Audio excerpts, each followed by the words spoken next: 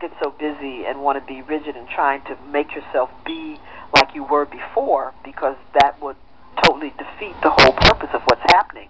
We're all changing, and this change is very important for the body to adapt, to be able to rise to its new level of functioning for the new position that planet Earth has taken. Do you understand? So, therefore, making change should not be frightening to you when you understand that, yes, you have to change.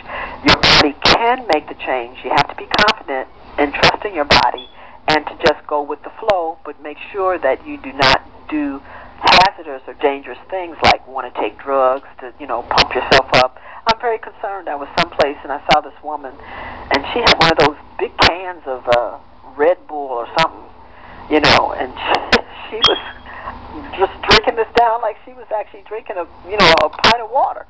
And I was like, wow, she doesn't understand that, we don't want to basically use drugs to try to make ourselves perform at a rate that we did last year or the year before, because of all the things that are happening in the environment.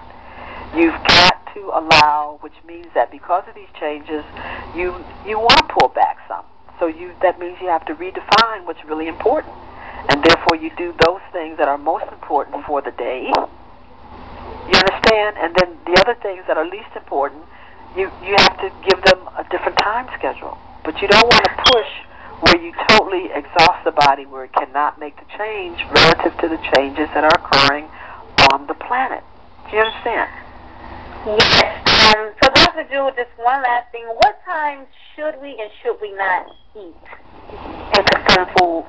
As I said, that is, something that you have to personalize with your body and the types of activities that you perform, etc. We do know, and I definitely agree that you definitely should break fast. So once you go to bed at night, sleep 4, 5, 6, 8 hours, etc., you want to break fast. So you want to basically make sure that you have something in the morning within the first hour and a half upon your rising. That's very important because the body really needs that to get itself synchronized. Do you understand? Yes. Yeah. And then, just like I said, depending upon what your metabolism is like, etc., you may want to have something very light, piece of fruit, 2 hours later, etc., until you have lunch. And the lunch should be a substantial meal, somewhere between 1 to 3 p.m. if possible.